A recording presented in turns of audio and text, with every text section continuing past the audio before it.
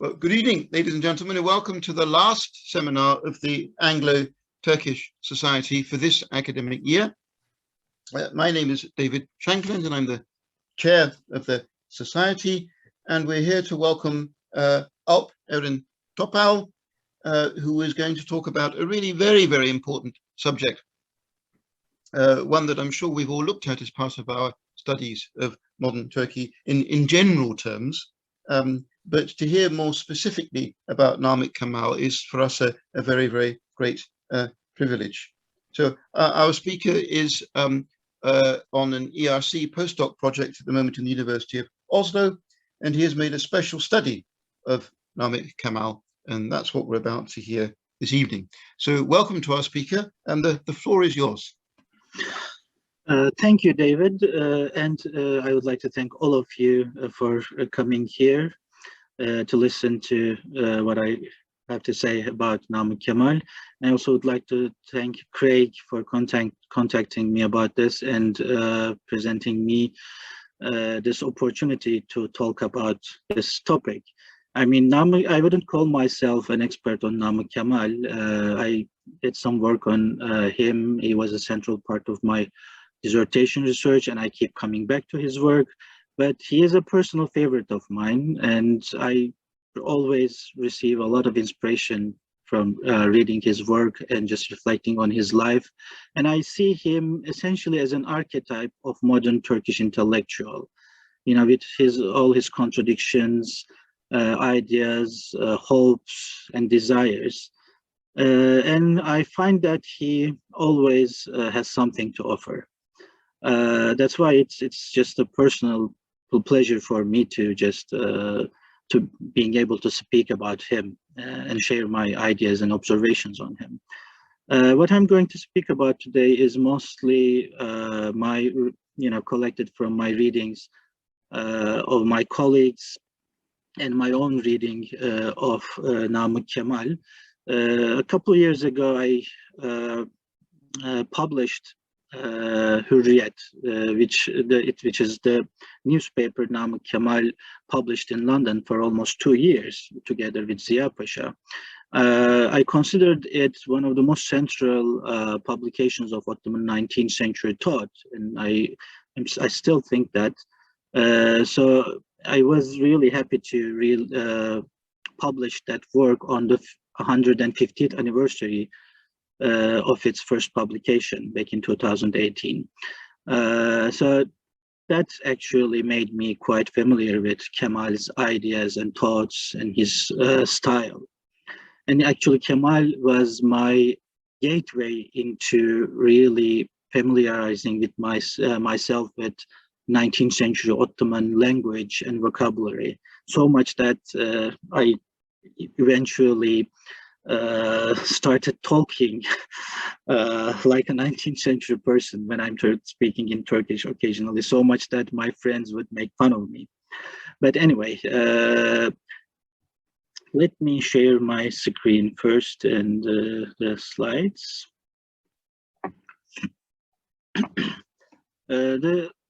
My presentation will have as its focus Kemal's years in London, but then there is not so much information about their daily lives or their exploits when they were in Europe. So I will start with some background information and then talk about their London years, and finally I will talk about Kemal's ideas, summarize some of his ideas. But first, I would like to start by reading a short passage on Namık Kemal written by a British Orientalist. I don't think many people remember him right now, but Charles Wells was a 19th century British Orientalist and particularly a Turkologist. This book, The Literature of the Turks, a Turkish chrestomathy consisting of extracts in Turkish from the best Turkish authors, historians, novelists, dramatists, with interlinear and free translations in English, was published in 1891, while Wells was still a professor in King's College. I haven't been able to find much information on Wells in English sources, but I, for instance, know that he wrote in 1860 this first, what he claimed was the first essay on political economy in Turkish, written in Turkish, which was called İlmi Tedbiri Mülk, which basically means political economy or science of government. So he was a Turkophile, and he had actually correspondence with Namık Kemal and other young Ottomans. And if I'm not mistaken, when Kemal was in London, they met at least once. So in this Chrestomathy, in this anthology, he allocated a significant space to Namık Kemal, and has several long translations from Kemal's work. And this book is actually freely available as PDF on Google Books, if anyone would like to check and just read parts and pieces. And it's a very rich and actually very able translation, I should say.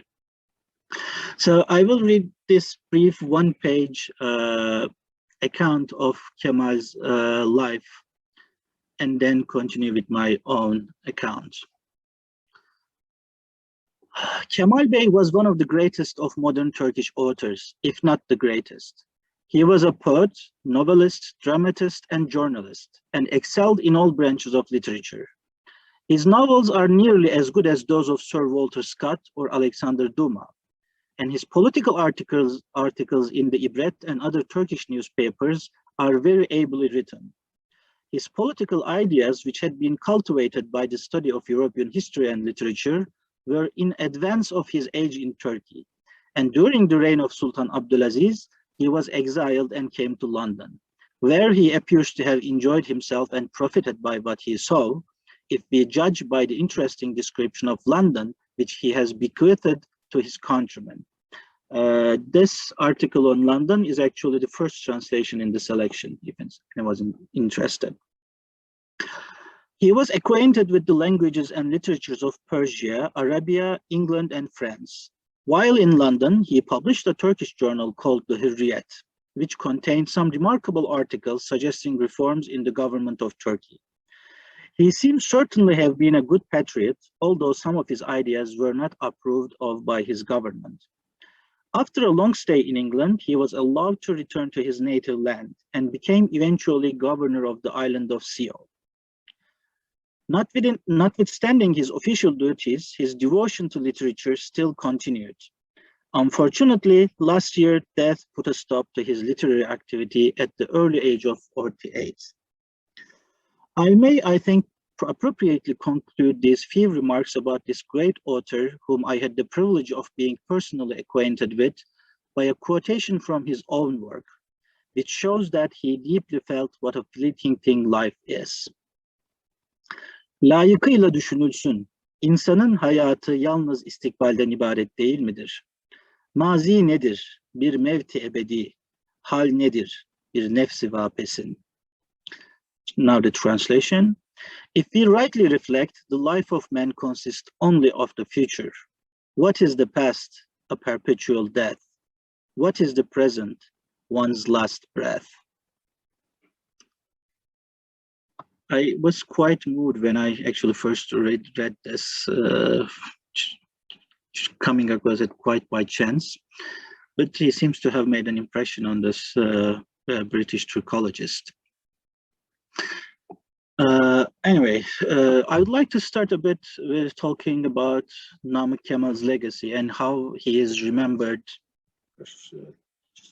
Full screen. How he is remembered in contemporary Turkey. I mean, up until I really started working on him, I remember even in high school classes, in our discussions, in the popular media, he was always presented first and foremost as a poet, and most notably the poet of the homeland, Vatan Şairi, or Hürriyet Şairi, the poet who popularized and actually disseminated the concepts like Vatan, homeland, or Hürriyet, freedom, liberty. But the thing is, even in his time, Kemal was more known for his prose, his journalism, and his political activity than his poetry. In fact, if at all, he was at best a secondary poet, although his poetry was recited a lot, memorized, and circulated. It was more due to its political message or its emotional content than, his expertise in poetry. But his excellence in prose was nearly unrivaled, I would say, even in the coming generations. He basically revolutionized Turkish prose. He strove away from the flowery prose of Turkish bureaucracy, Ottoman bureaucracy, and basically produced a grammar and a syntax through his writing that made Turkish, that basically demonstrated how Turkish could become a beautiful prose language as well. He was a national icon. Atatürk would cite him as a big inspiration together with Ziya Gökalp. But still, his political persona has been always somehow downplayed or ignored even. We can still, if we go, we can find in bookstores most of his novels, plays, theater plays, and poetry, but still there is not a proper anthology of his political writing. There are only bits and pieces, and almost half of his work is still waiting to be edited and properly annotated and published. Which is, of course, not an accident. This kind of his political persona is a source of unease, I think, has been a source of unease for both early Republic and later generations, because his ideas, as we will see, were, even today would still be considered too liberal for many.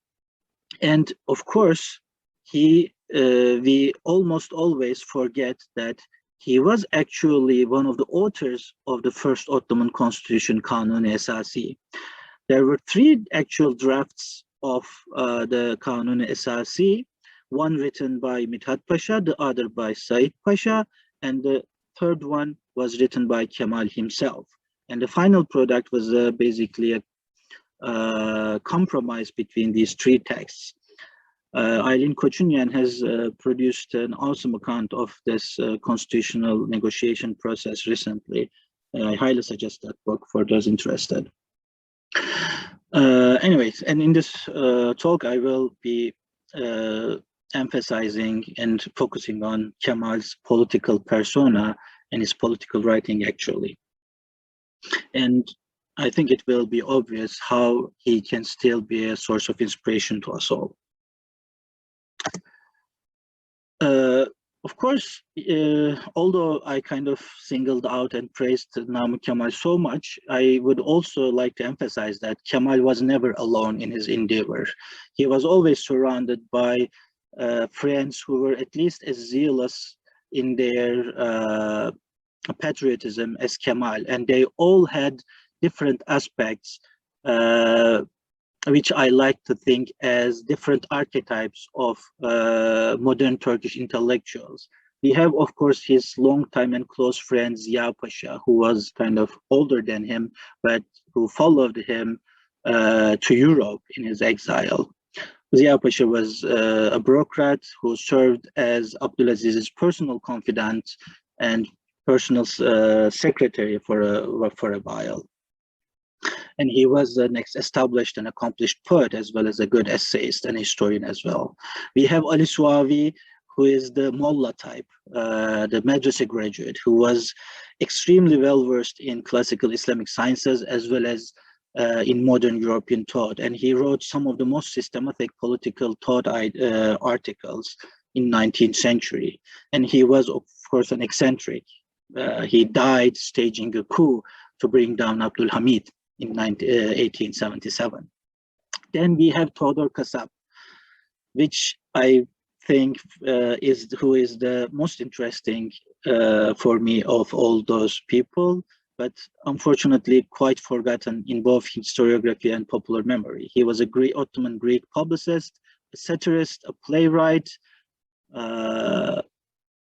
and basically a champion of Ottomanist cause for unification of diverse Ottoman religious and ethnic elements. Again, who was a good friend of Namık Kemal and shared actually a jail cell with him in 1877. There are many others, but of course, these are the most outstanding ones, or that we'll mention others during the course of this talk. So just another brief background before we start with Kemal's Odyssey. I'd like to talk a bit about the political and social context so that we better understand what Kemal was engaging with, what he was reacting against.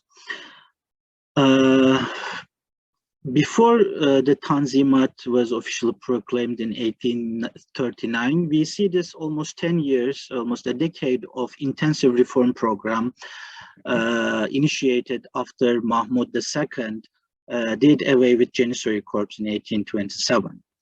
Mahmud wanted to centralize the whole Ottoman government and even actually restored the primacy of Sultan in Ottoman government. He couldn't bear any kind of opposition or partner in ruling the empire. He was an iron-handed, heavy-handed personal ruler. He basically single-handedly overhauled the whole Ottoman Ancien regime, starting with Janissaries, of course. He introduced mass conscription, a new unified taxation regime, legal reforms, and of course, printing press. Popularized printing press. But all these reforms were quite costly for Ottoman subjects, particularly the conscription and taxation. Again, a very neglected topic, but let me suffice by saying that in the 10 years after the abolition of Janissary Corps, mass conscription must have cost around 500,000 Turkish lives, mostly, of course, Muslim men, due to logistical problems, desertion, and of course, infectious diseases. So this left already a destitute Ottoman population in poverty. So there was quite a lot of discontent against Mahmud's regime, which actually led to the proclamation of Gülhane Edict in 1839, where basically Abdülmecid promised fairer taxation, regulation of conscription, universal justice, and return to principles of Sharia. And actually it was received quite well at the time of his proclamation, but of course the problem was the Tanzimat government during the time of Abdülmecid and Abdülaziz, during their reigns, failed to deliver on its promises. We see in this period growing material inequalities, poverty, superficial westernization in material culture, consumption habits, etc. Of course, a crippling foreign debt. Ottoman Empire received its first foreign debt in 1859 in Abdülaziz's reign, due to the cost of the building of Dolmabahçe Sarayı. And after that, the Ottoman government took loans from European bankers every 2-3 years or so with exorbitant interest rates, which of course eventually would lead to the Ottoman moratorium and the establishment of the Ottoman Public Debt Administration. Besides that, of course, there is a continuing legacy of corruption, nepotism, and failure to institute a proper bureaucratic system. Of course, the despotism of Tanzimat bureaucracy, coupled with all these problems and dissatisfaction with Tanzimat reforms, led to a crisis of legitimacy. People, the common people, as well as many middle-class members, were highly dissatisfied and critical of Ottoman Sultan and the Sublime Porte. In this regard, particularly the government of Ali and Fuad Pashas, who dominated the Ottoman government from 1856 to 1870, was a frequent object of criticism. Ali and Fuad Pashas were quite able bureaucrats, diplomats actually, very well learned and enlightened people, but still they were quite reluctant to share or delegate authority. They actually occasionally confessed to, not believing in democracy or representation. They were rather Bismarckian diplomats and bureaucrats, I would say. So it's in this context that we should understand the young Ottoman opposition and Namık Kemal's ideas. So, Namık Kemal's path to exile. Kemal was born in 1840, and he used through his childhood and teenage years, he mostly traveled through Anatolia and Balkans due to his father's position in government and, being appointed different places. But in this process, he was homeschooled quite well in Oriental languages and classics. He learned Arabic, Persian, and of course written Turkish, and he was quite well versed in these he would be able to cite from memory verses from Hafez, Sadi, or verses from Quran or prophetic hadith. Then when he was in Istanbul, he found himself in the translation bureau of the Sublime Porte, Tercüme Odası, where he improved his French and became a government official. During this position, he also had his first journalistic experiences, a short-lived journal, Mirat, published by a friend of his. In this journal, he published a translation of one of Montesquieu's works on the history of Rome. But that was short-lived. But Kemal would truly shine when he would take over Tasvir-i Efkar in 1864 from Shinasi. And for 2 to 3 years, Kemal became the editor-in-chief of Tasvir-i Efkar, where he started writing the editorials, writing a lot on international politics, diplomacy, and issues of Ottoman government. Of course, there was still quite a lot of censorship at this time, so he was writing on issues in a more or less neutral fashion. But still, that was an opportunity for him to develop his prose and style. Around this time, we see another central figure, Mustafa Fazıl Pasha, who was the heir to Egyptian governor and a quite, again, enlightened bureaucrat. But Mustafa Fazıl Pasha's fortune turned when his uncle, Khedive Ismail Pasha, collaborated with Ali Pasha to change the succession system in Egypt governorship. Formerly, it was the eldest son of the Khedive family, eldest male of the Khedive family, who would inherit the governorship. But after Ali Pasha's intervention, it was changed so that only the son of the current governor would inherit the governorship. Thus, Mustafa Fazıl Pasha was sidelined, for which he was quite bitter. So he kind of sought exile, kind of self-exile in Europe. He went to Paris, and he wrote this famous letter to Abdulaziz, a quite long letter which was published in French first, in French newspapers, and actually lots of European newspapers, and soon translated in Turkish and published in Istanbul newspapers, which famously started with this dictum that says, "Padişahların sarayına en zor giren şey doğruluktur," which translates as, "The rarest thing in a king's court is truth." So in this letter, he suggested reforms, representation and accountability in Ottoman government to Ottoman Sultan in a highly reverent language. Kemal was one of the people who endorsed and promoted this letter. But again, in early 1867, during the height of Cretan revolt, which was a hot issue in Istanbul, Kemal, first Ali Suavi published an article on Cretan issue criticizing Ottoman government, for which his journal Muhbir was closed, shut down, his license suspended. Then Kemal published the news of this suspension together with a copy of Suavi's article. Of course, upon that, Kemal's newspaper Tasviri Efkar was suspended and closed too.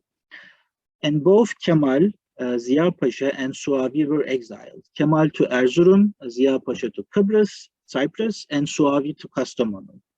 But instead of going to their designated exiles locations, they took up Mustafa Fazıl Pasha's offer to host them in Paris and fund them in Paris, and they fled Istanbul, Kemal and Ziya together and Suavi separately, and then they met in Europe. In the summer of 1867, they met at Baden-Baden with Fazıl Pasha, and then the Society of Young Ottomans was established officially for the first time. By the way, we call them Young Ottomans, but this translation is a bit problematic. In Turkish, they call themselves Yeni Osmanlılar, which would be to be translated as New Ottomans. The Young Ottoman translation is particularly due to the misreading of the French name of the group, just Jeune Turquie. But they call themselves Yeni Osmanlılar, New Ottomans. In Europe, one of the most interesting things about Kemal's episode in Paris is that he met Theodor Kasap for the first time, who had already been in Paris for almost 10 years working as an assistant to Alexander Dumas Pere. Kasap introduced Kemal to Alexander Dumas, with whom they had a dinner prepared by Dumas himself. Maybe even several dinners, but at least we know at least of one dinner. I always felt curious about what they drank during this dinner. I mean, Kemal was a fan of rakı as someone from Rumeli, and I wonder if Dumas offered them pastis or wine, but that's just a personal curiosity of mine. Anyway. They didn't stay long in Paris, unfortunately, because right at the time, Abdulaziz was setting out on his own trip to Europe. The first time an Ottoman Sultan would set foot in Europe without an army. He went over Vienna and would spend some time in Paris, after which he would go to London. French authorities did not want young Ottomans' presence in Paris while Abdulaziz was there, so they kindly asked young Ottomans to leave, and they did leave Paris and move to London. Of course, Abdulaziz would come to London too, but luckily British authorities did not ask another relocation from young Ottomans. From what I remember, Kemal would go actually and watch the cavalcade of Abdulaziz through London, whereas Ziya Pasha would not. He could not bear to face the Sultan whom he had served. He was a bit embarrassed. Meanwhile, let me show you, I've forgotten, a picture of Theodor Kasap, a friend unearthed this one. In this picture, you see in the front Alexander Dumas Pere sitting in white clothes, and almost right behind him on the last row, we see Kasap among his entourage. I quite like this picture as a documentation of, how interesting lives these young Ottomans led. Anyway, in London, in late 1867, first Ali Suavi started publishing Le Mukhbir, a relaunching of his suspended newspaper in Istanbul. But Suavi's style and his stubbornness was found a bit too strict and severe by Kemal and Ziya Bey. So they asked him to not suspend, but they asked him to stop quoting himself as the official organ of the Society of Young Ottomans. And the group kind of split from then on. At this point, Ali Suavi's typesetter in London, apparently he was a fraud. He conned Ali Suavi, sold the equipment, printing equipment, and fled. That's why Ali Suavi left London eventually to publish his other newspapers through more primitive means in Paris. But at this point, Kemal and Ziya, again with funding from Mustafa Fazıl Pasha, started publishing Hürriyet in the June of 1868. Here you can see the masthead of Le Mukhbir when it was being still published in London.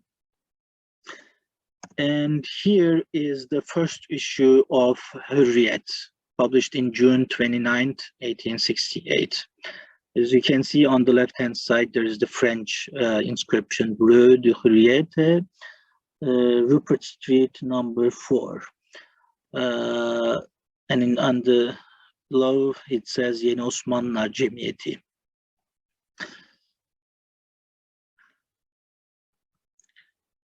Yes, Hürriyet became an instant sensation in Istanbul. What they did was basically they used to smuggle issues of Hürriyet into Istanbul through mail, postal services. Some people received Hürriyet through subscription through foreign merchants, and some of them were sent in bulk and, you know, just distributed secretly among the people. The Ottoman government wanted to really control the or censor Hürriyet, and they actively hunted down issues, but of course they couldn't prevent it completely. Hürriyet was more of a newsletter or a journal than a newspaper. It did not have, you know, daily reports. It was published weekly anyway, once a week, regularly. But it contained rather political essays on questions of accountability, representation, constitutionalism, and parliamentarism, as well as detailed criticism of Ottoman government regarding the revolt in Crete, taxation issues, conscription, influence of foreign diplomats, policies against Russia. You know, these are only some of the issues they tackled. And it was quite a sizable newspaper. It started with 4 pages, but immediately after the 10th issue, it's made 8 pages, and it was quite full. And I must say the eventual critical edition I prepared amounted to 350,000 words, which should give you an idea about the contents. They also published a lot of lots of letters, which included rumors from what was going on in Istanbul, problems in Istanbul bureaucracy, sometimes even letters from other Muslim countries. There were, I remember, at least 2 letters from Iran, one from Yemen, one from Tunis. So we can deduce that they had actually a wide readership. And of course, beyond the print numbers, there was always the issue of this being read aloud in coffee houses to be listened to by a wider audience who might not necessarily be able to read the newspaper on its own. In 1869, Kemal and Ziya Pasha gradually split over the question of Khidive Ismail and Egypt. At this point, there was a growing concern about Khidive Ismail desiring more autonomy, greater autonomy for Egypt, and even possibility of him declaring some kind of independence. He was quite self-absorbed, especially after his success with the Suez Canal, and there was a growing tension between him and the Ottoman government. In this issue, Kemal was staunchly pro-Ottoman government, and he thought Khedive Ismail's position was untenable and immoral. Whereas Ziya Pasha thought Khedive Ismail was not to blame, and it was all Ali Pasha's fault that he had been estranged from or alienated from the Ottoman government. This led to their splitting, and of course Mustafa Fazıl Pasha was staunchly against Khedive Ismail, so he withdrew his financial support. Kemal left the newspaper after signing his final signature on the 64th issue of Hürriyet, and left for Istanbul. He was kind of allowed to return after he promised he wouldn't continue writing against the Ottoman government, at least for a while. So Ziya Bey continued running Hürriyet by himself for 2-3 more months. But then he published in early 1870, he published an article by Ali Suavi calling for the execution of Ali Pasha, citing as reason that he was a tyrant. So he said, katli caizdir. As a zalim, as a tyrant, it is permissible that he is executed. Of course, Ali Pasha would not stand, and he sought implementation through legal procedures, and he opened a lawsuit against Ziya Pasha in London. Ziya Pasha's lawyer or consultant suggested he leave London, and Ziya Pasha had to leave London, on a whim, and fled to Geneva. And after a 1-month break, he continued publishing Hürriyet, but of course, at this time he was quite poor. He didn't have the support from Mustafa Fazıl Pasha, and he published Hürriyet through lithography style with his own handwriting. Here you see the cover of the last issue, 100th issue of Hürriyet, published in June 21, 1870.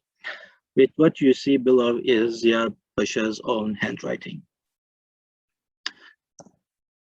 But of course, Ziya Pasha couldn't hold on his own in Europe for long, and he also returned to Istanbul. At this time, Ali Pasha had died in late 1870 anyway, and gradually Kemal was able to acquire a license and started publishing this newspaper Ibret, where he would write long editorial pieces on social and cultural issues. In contrast to Hürriyet, where he was, very bold and, approached political issues head-on in lack of censorship, it is understandable that when back in Istanbul, he would lean towards more cultural issues, which would attract less attention from the censorship office. He also wrote satirical pieces in Diyojen, a satirical journal, actually the first Turkish satire journal published by none other than Theodor Kasap. So Kasap and Kemal collaborated more and more during 1870s. At this stage, he also started writing plays, and his famous work, Vatan Yahut Silistre, was staged in 1873. It incited so much patriotic emotion among the audience that they took to streets in a show of affection, which of course led to Kemal being exiled to Magosa, Cyprus in 1873, where he would stay more than 2 years.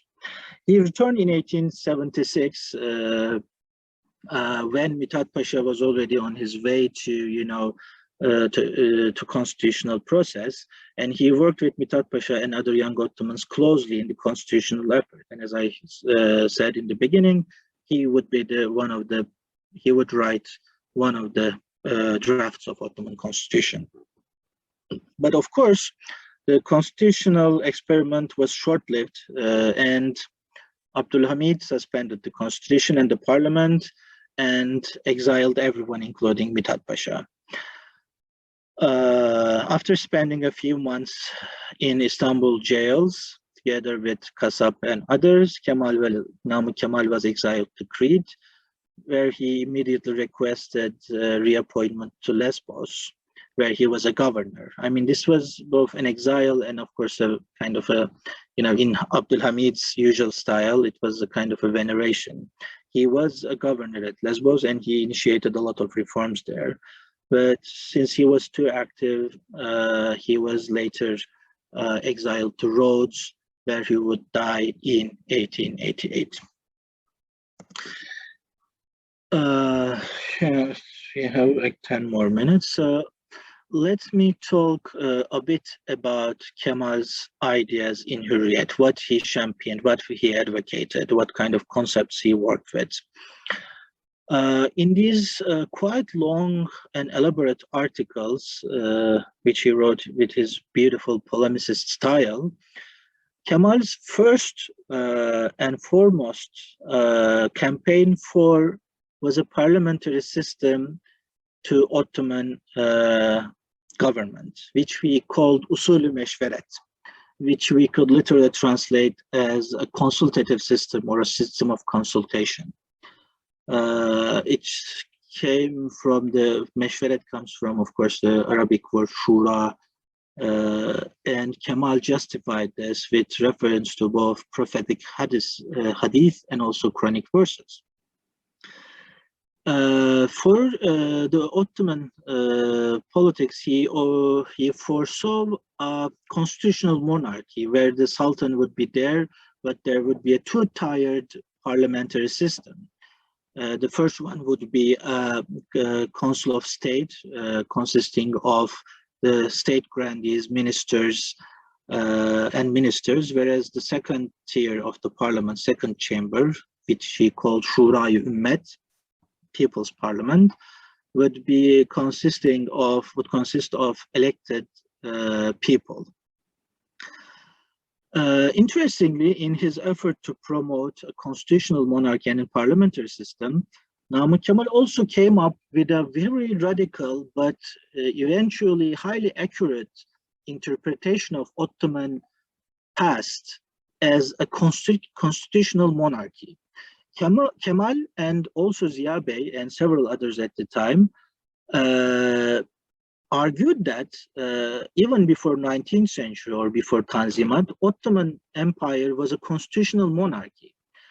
Why? Because they said that up until their abolition, Janissary Corps, Janissary regiments had acted as a representative of people or people's interests against the excesses of the palace.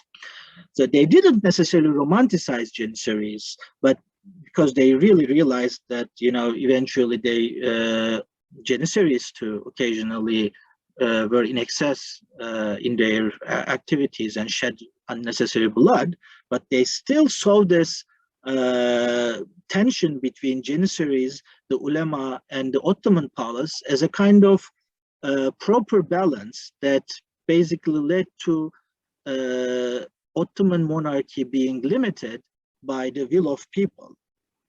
And actually, Namık Kemal would occasionally comment that, what holds Turkish Ottoman citizens back, despite the tyranny of Tanzimat government, is that they saw the Janissary corpses covering the Bosphorus.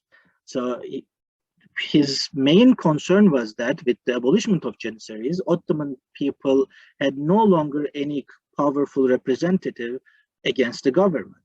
So this necessitated the establishment and institution of a parliamentary system, which would oversee the actions of Ottoman Sublime Porte, the Baba Ali, and also hold it accountable. And he believed that Ottomans were ready to represent themselves. This was a response to these kinds of criticisms, which basically said that, you know, our people are not educated, so they would not be able to tell their interests for what is, you know, not in their interests. Another key issue on the pages of Hürriyet was, of course, equality of Muslims and non-Muslims. Now, this was a key issue for Ottoman society because there were some resentment, growing resentment against non-Muslims, mainly due to the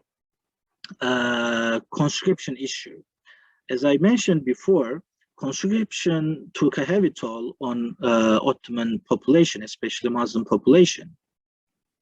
Whereas even after the Reform Edict, Islahat Fermanı of 1856, which declared Muslims and non-Muslims equal before law and equal politically and equal against the state, the Ottoman government had exempted them from military service.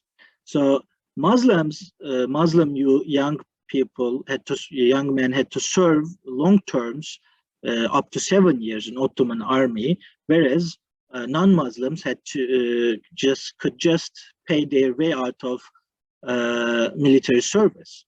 This created growing resentment against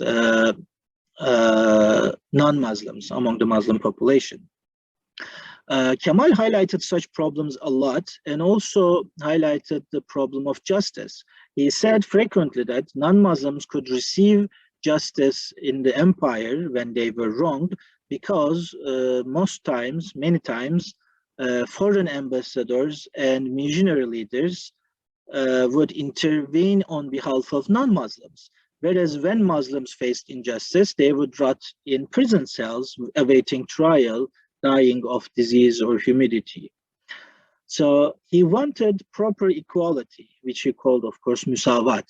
That was one of the key concepts he championed in the pages of Hürriyet.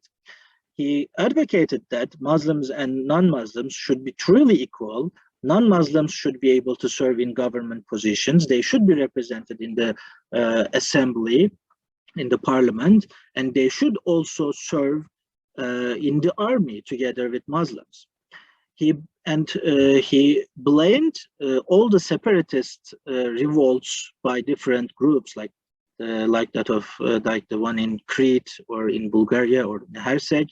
He attributed all of these revolts not to nationalism or religion, but to Ottoman maladministration. He believed that it was the Ottoman government's inability to deal justice and proper administration that led to dissatisfaction and eventual separation attempts. And they would frequently cite Mithat Pasha's success in reform in the Balkans, for instance, and how it led to a period of peace. So they believed a parliamentary system and constitutional monarchy would alleviate these problems by providing representation in the center and thus circumventing separatist activity. And one of the key motives of Kemal's ideas when he was defending these, that basically he argued that whatever he endorsed by Usul-i Meşveret or Musavat was actually compatible with Sharia. He sincerely believed in the compatibility of Islam with modern political principles. Now, in the literature, even with late Sherif Mardin, there is this tendency to label the efforts of young Ottomans, including Namık Kemal, to frame their efforts in bringing together Islam and modern political ideas as a way of instrumentalization, as a form of instrumentalization and as a form of mere legitimation. So the argument is that they did not necessarily believe in the compatibility of Islam or compatibility of liberal ideas with Islamic principles, but they were merely trying to legitimize these new ideas in old concepts. But my argument is that, on the contrary, they sincerely believed in this compatibility. And it's just, I'm not alone in this, because recently there emerged this new literature which looked more in depth into the development of these political ideas, even before the young Ottomans. And what we see here is that a growing historical consciousness among Ottoman elite regarding Islam's historicity. So even in the earlier eras of reform in late 18th and early 19th century, we see Ottomans criticizing their own past and citing, like as it was in the Tanzimat Edict itself, believing that what had led to Ottoman decline and corruption was deviation from Sharia. What we see here is that Ottoman elite starting to imagine Islam not as a historical tradition, but an abstract set of moral and political principles derived from Quran and prophetic traditions. So these were historical, like, righteousness, belief, accountability, representation, moral uprightness, truth seeking. So they believed Islam represented these universal values. What led them to fully embrace this idea was, of course, the inspiration they received from European thinkers who were approaching history of Christianity similarly themselves. This has been defined as one of the major or defining characteristics of modernity, the growing of this kind of historical consciousness, seeing history as a gradual evolution towards political and moral maturity, to which young Ottomans subscribed to. So when reading their European counterparts, they also started understanding and interpreting their own history and the scriptures in a new way, in a more liberal light. Of course, it is another question how widely were such ideas accepted. But we know that there were quite a lot of people who believed in the kind of arguments that Kemal brought on. For instance, we know the case of this preacher in Istanbul in late 1860s who argued for completely doing away with monarchy and instituting a Muslim democracy, a Muslim republic even. So such ideas were quite prevalent at the time. And that's why many scholars started to call this period, not just in the Ottoman Empire, but in the Arab lands and other Muslim geography, as the Islam's liberal moment. What happened afterwards that led to the demise of these kind of liberal ideas and promoted more Muslim supremacist ideas is another question. But having talked for almost an hour, I will now end my talk here and leave other issues for Q&A. I had actually some quotes from Kemal's pieces, but it will take a long time, so unfortunately I will have to leave them for now. Thanks for being patient and listening to me talk on, and I hope you enjoyed this talk. Well, thank you very much. That was absolutely fascinating. But yes, we do have a couple of minutes. Why don't you read us a couple of passages to give us an idea? Did you have some to hand? Yeah, of course, yeah. Go ahead. Okay. Take a few minutes. Then let me, for instance, Kemal has this series of letters in Hürriyet called Usulü Meşverete Dair Mektuplar, which is letters concerning the principle of consultation. These are letters in response to an anonymous person from Istanbul who basically challenges Kemal's call for a parliamentary regime. And Kemal, in his usual polemical style, responds to each of his points. Now, what I'm going to read is my own translation. It is a bit rough, but I hope it will be enough. This part I'm reading is from the first letter. This person suspects the accordance of principles of consultation with Sharia. The young Ottomans have put more than due emphasis on this subject. I do not consider it fitting to repeat them here all over. You have the issues of Muhbir and Hürriyet.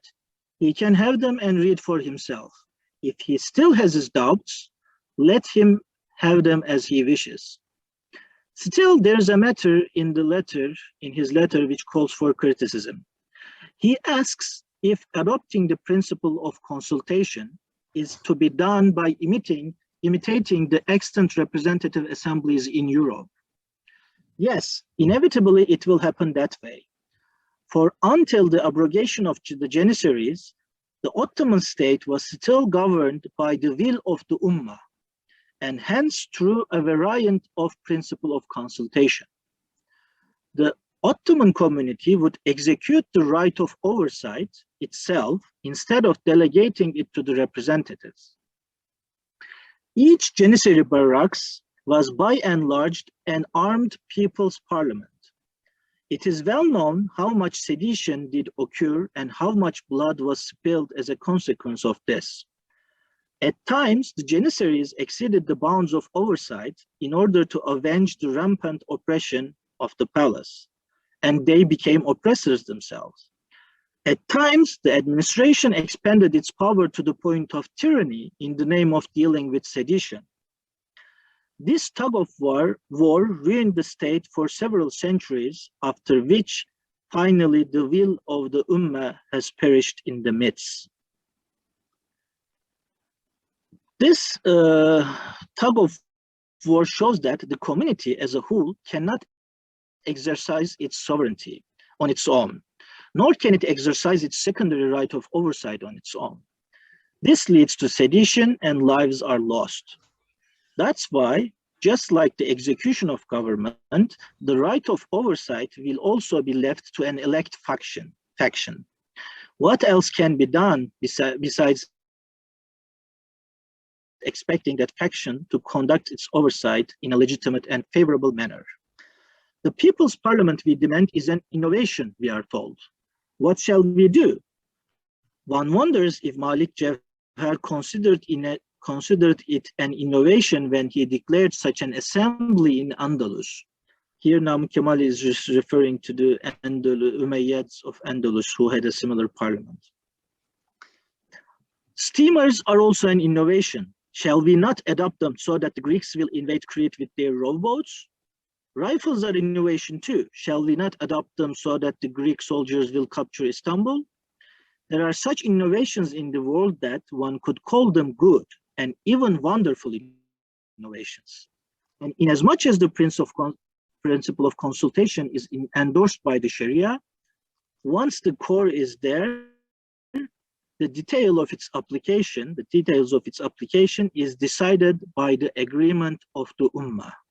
And whatever is done by the agreement of the Ummah is not considered an innovation, but a principle of religion.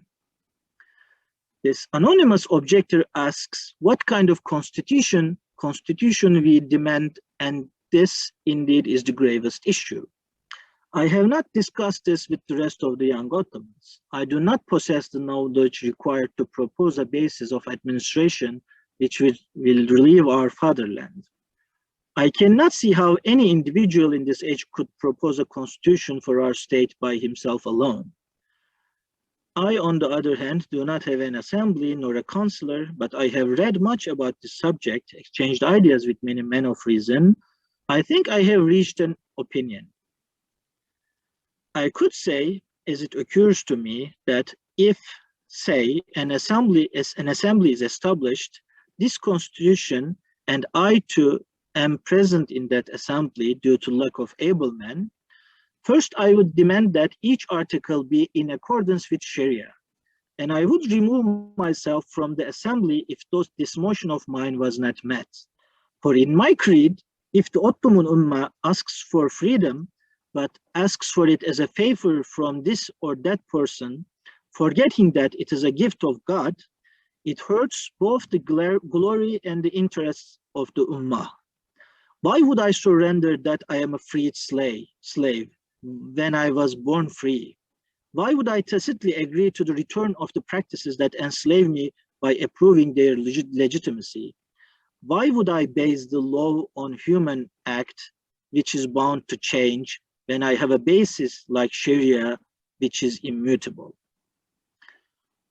I'm gonna stop there because he goes on to the more practical matters. But I think this gives you some idea about both his style and core of his ideas. Very interesting, because you see, couldn't we argue that Sharif Mardin was profoundly influenced by Namık Kemal, and that enables us to understand Mardin's biography, his later biographical work, much better. I wonder what you think about that. I mean, I think that, in other words, I think Sharif Mardin didn't only study this period of young Ottoman thought so famously, but he also really internalized its ideas so much so that it affected his later writing. Would you agree with that assessment? Yes, definitely. Not just Mardin, but I would say later historians and scientists, political scientists too. The thing that influenced Sharif Mardin the most, I think, was Namık Kemal's interpretation of earlier Ottoman history as a form of constitutional monarchy.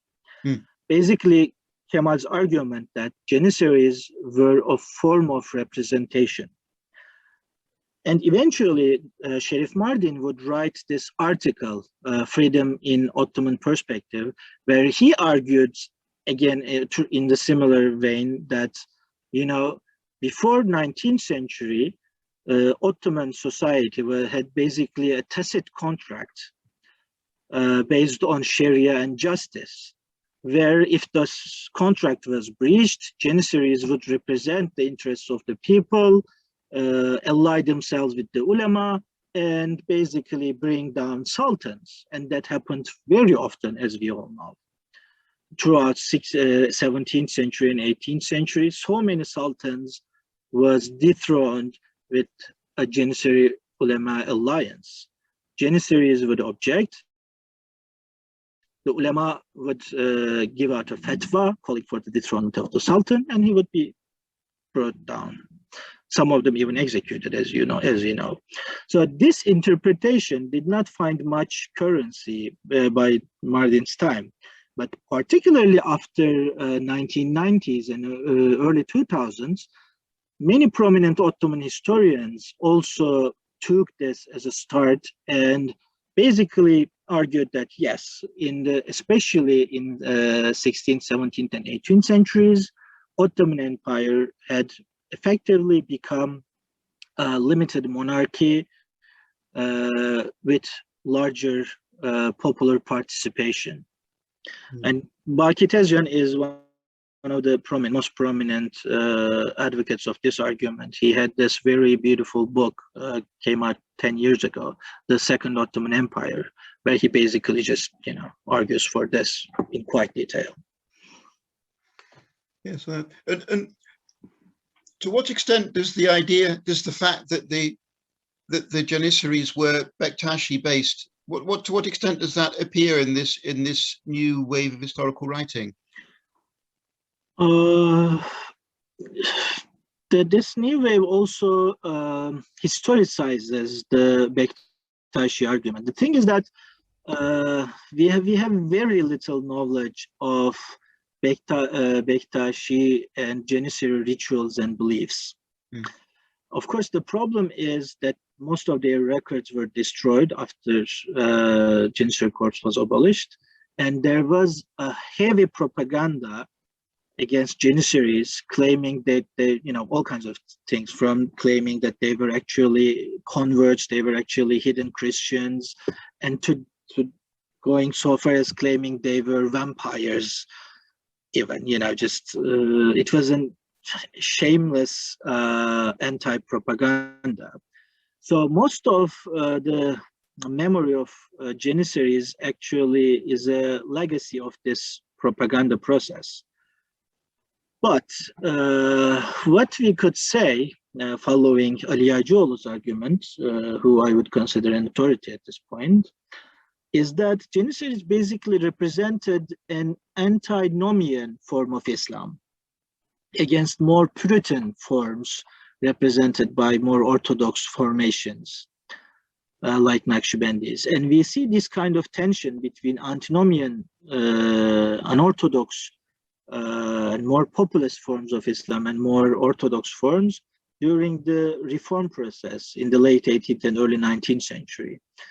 Whereas Janissaries object to political reform on religious grounds, the pro-reform camp, including the sultans like Selim III and Mahmud II, and pro-reform bureaucrats, advocate reform again on grounds of religious reform and revival.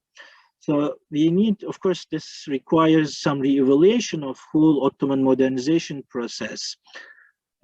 Scholars like Niyazi Berkes, despite their true erudition, were bound by linear paradigms of secularization and modernization, and they believed this reform process and modernization process inevitably brought secularization. But recent research, including mine, shows that this process was accompanied by a transformation of Islamic discourse and transformation in the relation between religion, state, and society, which does not necessarily involve secularization in the rudimentary sense we understand it today. But this is a very deeper area, which I think we should save for another time. Thank you. That's absolutely fascinating. Well, please, colleagues, if you would have questions for our speaker, please just go ahead. Please, Sila, go ahead. You're muted, I think, but do feel free to unmute yourself and carry on. Okay, is that all right? Yes. I was wondering how Namık Kemal would have been able to explain that the Sharia, as I understand it, places considerable legal distinctions between Muslims and non-Muslims, and throughout the classical Ottoman period, non-Muslims have been considerably disadvantaged in Ottoman law courts, for example. Well, actually, he approaches this question head-on, and his argument is that, well, Sharia basically protects the rights, legal rights of non-Muslims. It has always done that. But throughout Ottoman era, there were malpractices because, again, he says, because of the excesses of some zealots, including some Janissaries too, which basically led to non-Muslims being occasionally persecuted. But he believes this is not in the essence of Islam. He believes within a Sharia-based constitution, non-Muslims would be able to both serve in government positions in official capacity, which he cites examples from Islamic history. And this was actually a very prevalent opinion among even the ulama itself, because they would say, and for instance, people like even Said Nursi would later say that, well, a government position is actually a servant's position, because this is a service, this is a position in the service of community. So why wouldn't non-Muslims be able to serve the community, the ummah? So they should be able to serve. Kemal further believed, of course, that non-Muslims would take part in the parliament and participate in legislation processes even, because he believed that principles of Sharia were in perfect accordance with principles of reason. He was a true Enlightenment thinker in that sense. He said, whatever God has ordained and decided for us cannot be in conflict with what reason dictates. If there is an apparent conflict, either we do not understand the scriptures properly or we are not thinking straight. That's his position, which he basically reiterates again and again. Aql and naql support and corroborate each other. That's his position. Of course, we don't see, but they apply similar logic to many other issues, like, for instance, slavery. And many other issues as well. But you can see it in their program that they want non-Muslims to be able to serve actually in the Ottoman army. They want them to pay the same tax. And in that cause, they were supported by non-Muslims too. It was not just Theodor Kasap. There was the other publicist, Philip Efendi, an Armenian Catholic, for instance, or several others. So at this point, they seem to have really corroborated on this idea. For instance, Theodor Kasap, in the last issue of his journal, newspaper Istiqbal, opposes the rumors in Istanbul that the new parliament to be established will consist of half non-Muslims and half Muslims. And he says, why do we keep calling these Ottoman subjects Muslims and non-Muslims? Just call all of them subjects of Sultan, the Tebai Shahane. Why do you even feel the need to cite this distinction? Of course, I mean, this opinion was not shared by everyone. The constitutional negotiations were rife with tensions regarding this. Some ulama believed it wasn't endorsed by Sharia, whereas some did. But the problem is there is so little research on that era and on these discussions. But yeah, I think we should basically focus more on that era and see what kind of promises actually these debates held for our understanding of how we could have a better pluralist society, although Turkey is no longer a really pluralist society. That's another problem. Thank you very much. Any more comments, please?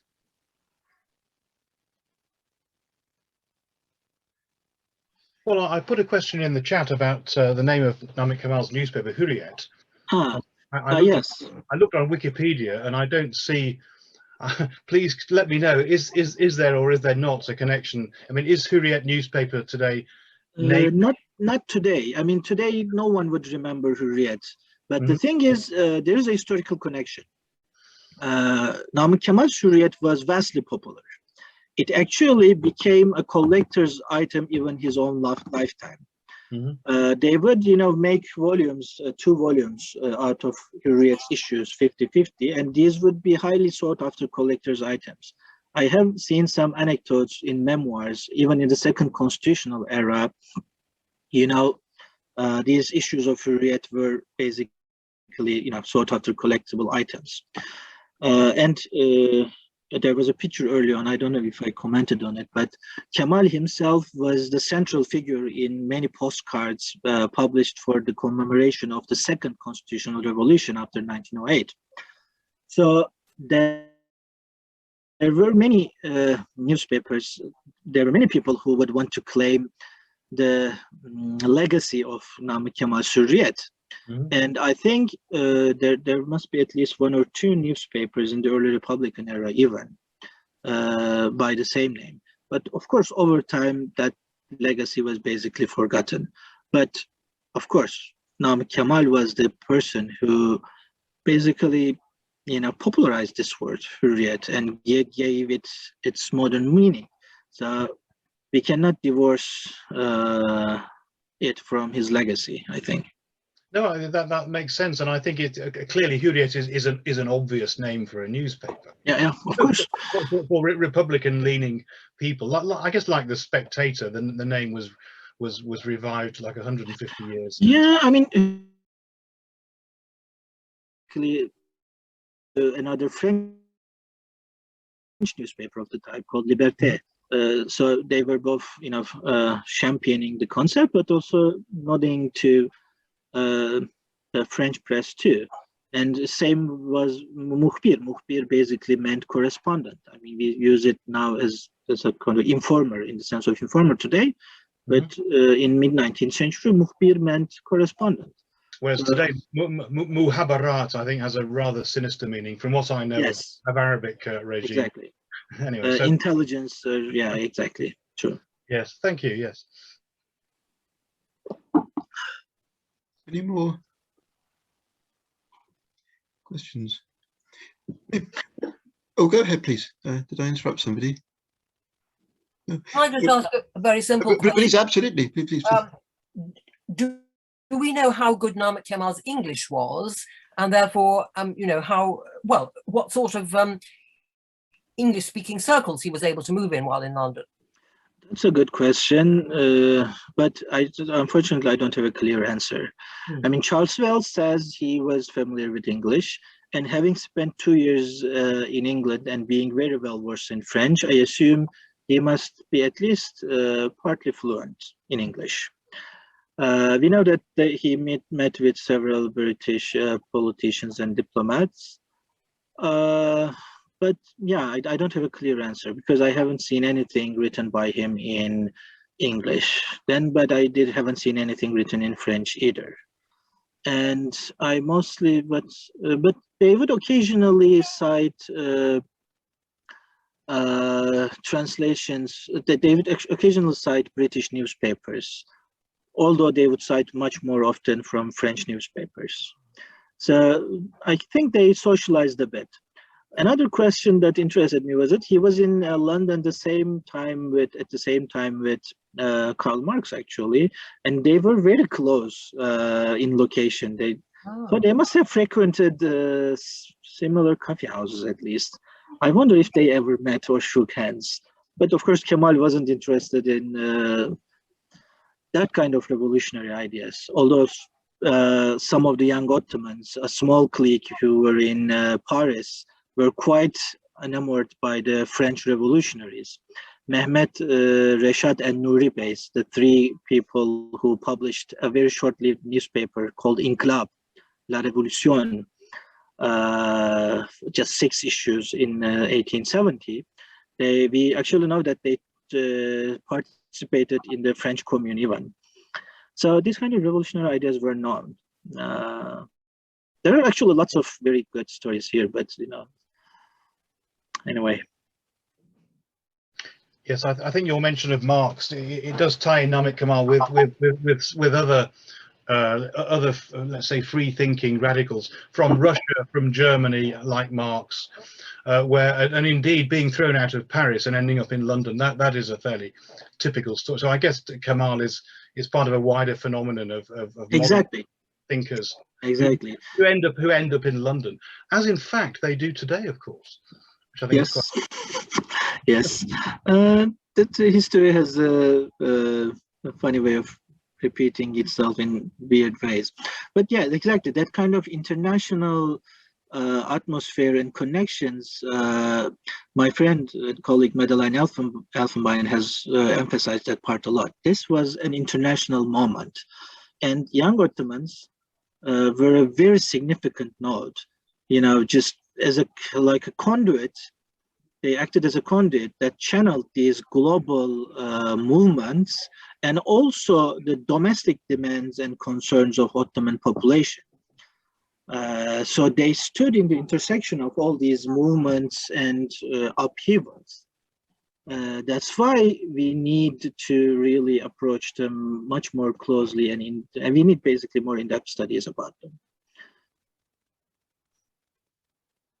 I mean, Theodor Kasap, for instance, I mean, I didn't have much time to ponder on it, but I hope eventually I suggested to Craig that he invites Madeline, who did some work on Kasap.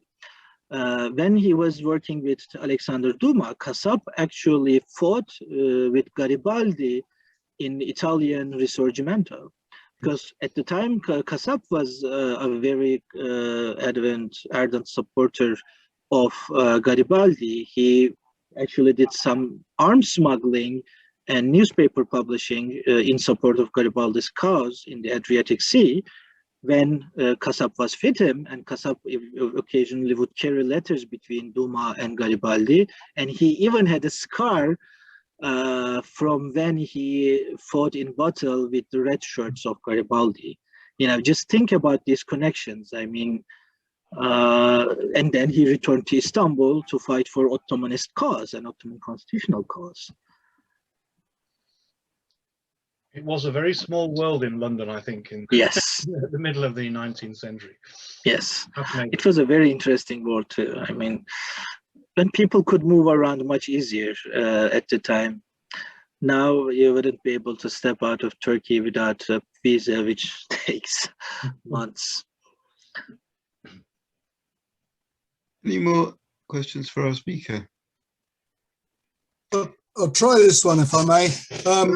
Forgive me, my academic history on Turkey is nothing like yours, but do you think there was any influence from the young Ottomans on the start of the Young Turks, who really came in at the time when the Ottoman Empire finally collapsed after the First World War?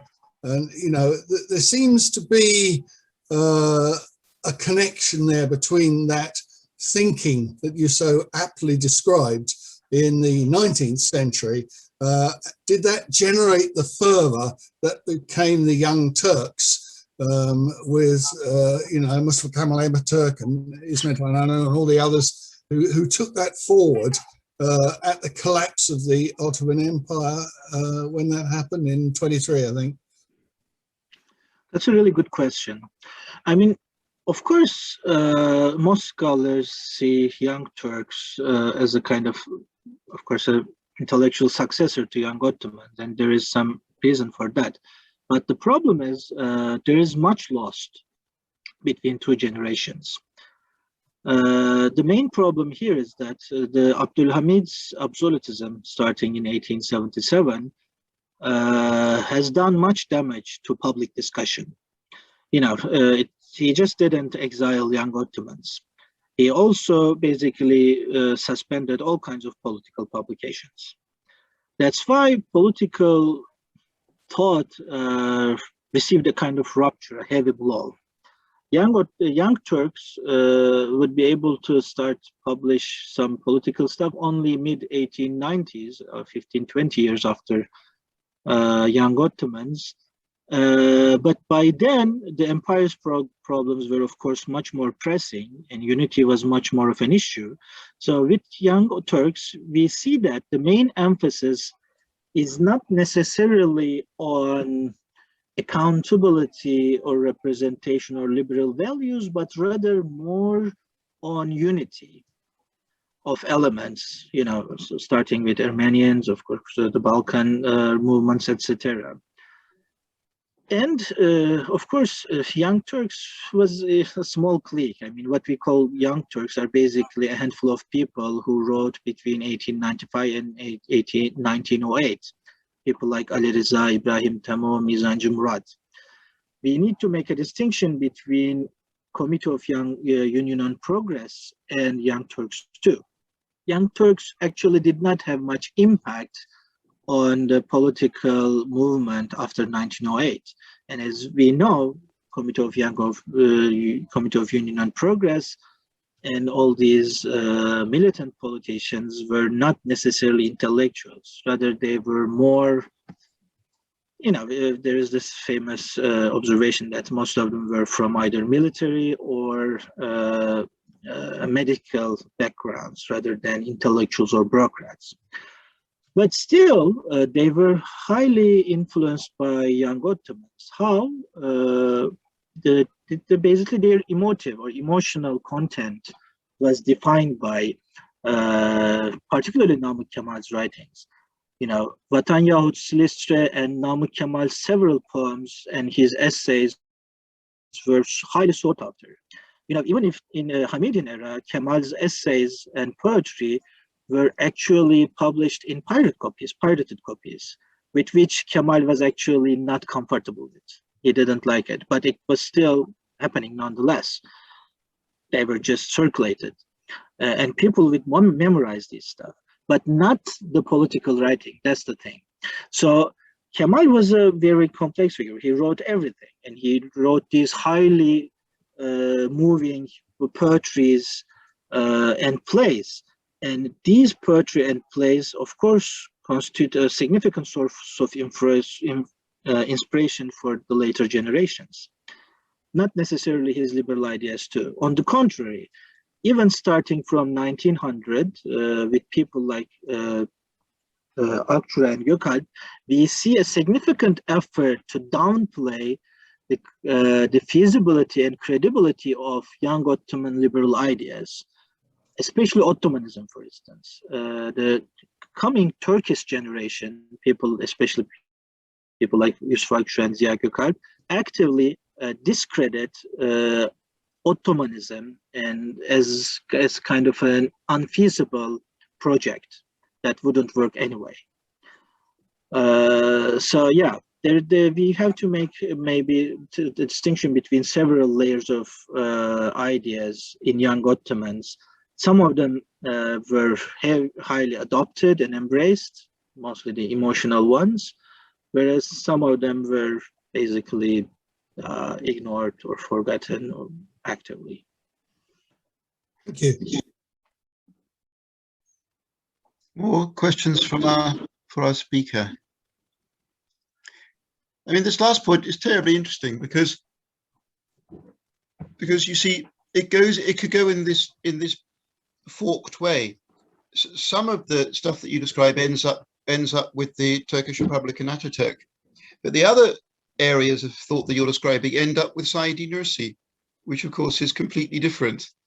And yet both of them appear to be in the same body of literature. And so I suppose the question has to be, I can see what Saidi Nursi took from this kind of thinking quite clearly. Yes, I believe, I would argue, sorry to interrupt, but I would argue Said Nursi himself was highly influenced by Kemal's thought. Yeah. Just his style is influenced too, even his prose, but we know Said Nursi was a highly active political figure in the second constitutional era between 1908 and 1920, basically. He fought with unionists, he spoke against Hamidian absolutism, and he had a very similar approach to Islam and liberal ideas, where he believed Islam was the guarantor of liberty, freedoms, and justice. So yes, there was a significant continuity there too. But so taking it around the other way then, how would you summarize for our audience what Ataturk took from Kemal? Well, that is difficult to say.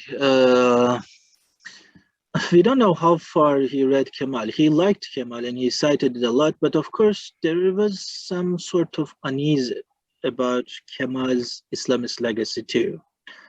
So I would say, again, similar to what was the case with young Ottomans and Unionists, that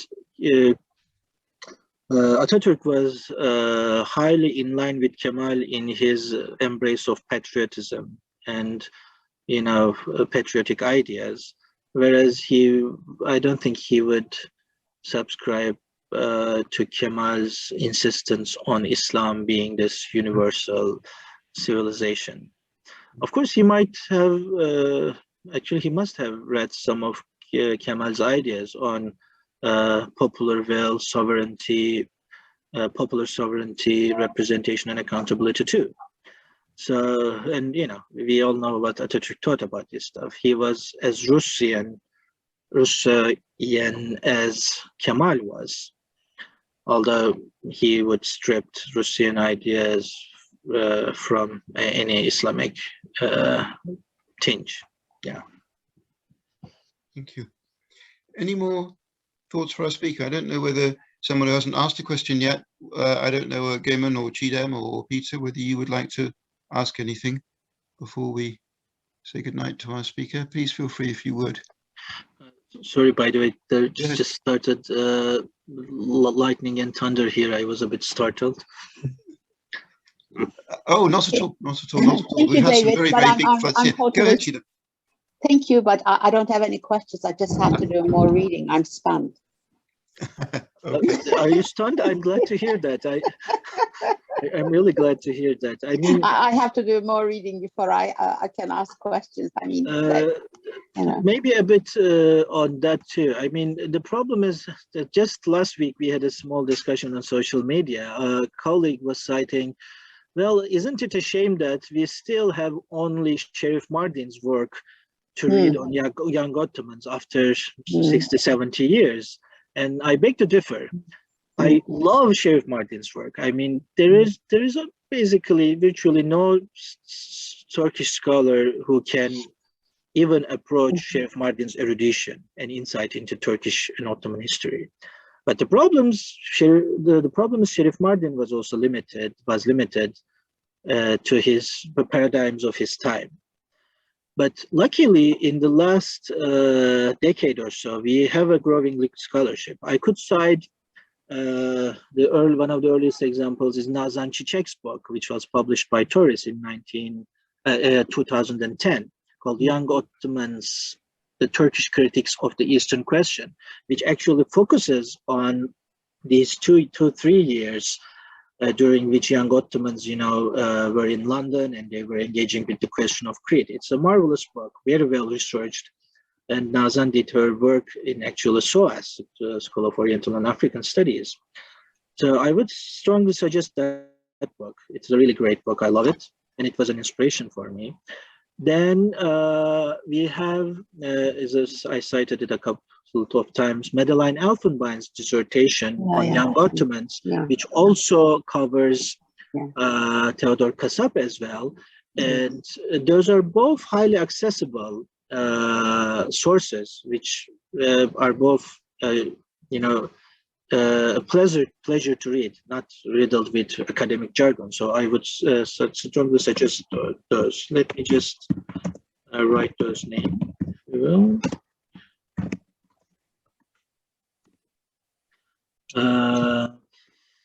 My own dissertation is accessible online, if you like,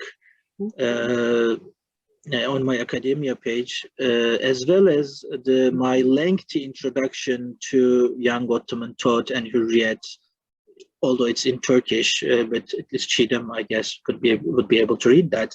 It's also the introduction of Hürriyet is there on my academia page if you're interested. The problem is intellectual history, or history of ideas, maybe we should say, does not hold much currency in Turkey. I mean, just let's take Sheriff Mardin's book. Sheriff Mardin wrote that book, The Genesis of Young Ottoman, in 1962. It was published in 1962. And would you care to guess when it was first translated into Turkish? Would you care to guess when it was first translated? Let me tell you, 1996. 35 years later. English, I didn't know. Oh, wow. Yes. Yeah, it took 35 years to translate. That's a problem. But I wouldn't blame just the Turkish academia. The thing is, in generally, even in Middle East studies and broadly, history of ideas is a kind of a niche field, unfortunately. And yeah, that's unfortunate. And people who do intellectual history rarely find much employment. Case in point, myself. It's really difficult to market these kind of works. People usually are very skeptical about influence of ideas in actual politics, which is actually a justifiable doubt, I would say. because politics has its own momentum, which only selectively appropriates ideas, unfortunately. And political thinkers are usually seen as idealists, naive idealists. David, there is one thing which gives me personally a lot of hope. I'm not a historian by training, but I've been reading history for the past 3-4 years, intensely trying to catch up. Starting from 2010, there seems to be a group of young scholars, young academics, and they do a lot of very interesting work. Very interesting. I mean, it's you know, the kind that we didn't get before, and wonderful. You know, reading of all kinds of documents and bringing out, you know. So most definitely. I mean, I cited some of them myself, like Baki Tezcan, but I would say not just 2010s, but gradually starting from 1990s, gaining momentum in 2000s, and gaining a lot more speed in 2010s. There is this immensely beautiful, very high quality historical scholarship. Not necessarily in Turkey, but I would say the access of this is mostly North America and Europe. Mostly North America and Europe, yeah. Yeah, I'm impressed that I was inspired in my own dissertation by this scholarship. So beautiful and nuanced interpretations of various problems of Ottoman and Turkish history. Yeah, I agree. I wish though they were more widely read and they weren't just they didn't just stay in academic circles. Unfortunately though, in Turkey, the academics, the historians, not all of them have good English to be able to read these books. Majority don't, in fact. So my proposal was to, as I kept on reading, maybe a group of us, we need to volunteer to translate the recent publications, but then you need a publisher, and the publishers don't want to take things on. Yep. And it is growing increasingly difficult. Not very politically correct. I mean, all kinds of different things come into, you know. I mean, just a recent example, I understand you have hosted Christine Filio a couple weeks ago, right? We have been talking with her, corresponding with her for some time, and I read her new book on Refik Halit with great pleasure. As soon as I didn't read that. Is it good? I mean, it is beautiful. I loved it. It is so beautiful written. Such an accessible read. Anyway, so she has been asking me for suggestions for who to approach to have a Turkish translation of her book, because her first book too, which was equally brilliant, has not been translated yet. I proposed her first book to be translated, and I said I'm not going to charge. I don't want any money. What a historian, former student of mine who is now a professor in Turkey, and he said, "Okay, I'll do the historical editing because you need a historian." Still looking for a publisher. It is very generous of you to do that kind of. I wish I had a similar position to offer because I actually like translation, but of course I'm retired. I can. I'm retired. I retired 2 years ago. I can't do it. I don't have to. Can't. You're too young. Retire. Yeah. Anyway, but yes, she asked me if I could suggest a publisher for the translation of her second book, and I said, "Oh, don't hold your breath." I mean, the book engages quite in depth with the Armenian question, of course, and there are only 1 or 2 publishers presently in Turkey who would risk taking fire for approaching and publishing these issues. But I've given her book one of these. as one of the suggestions of the top priority. Great. I thank you.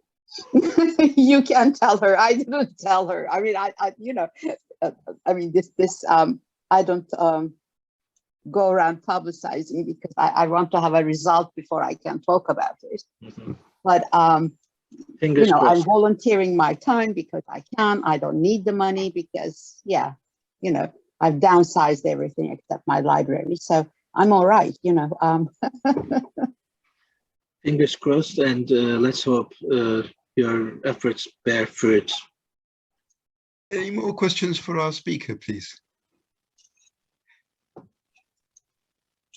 Well, in that case, I think it just remains for us to thank you for what was a marvelously stimulating and interesting presentation. And so I think we should offer the traditional round of applause. Absolutely. And I thank you again for all of you. We will all look out very much for your work as we see, I'm sure, what will be famous volumes coming out from the press in future years. Hopefully. Thanks.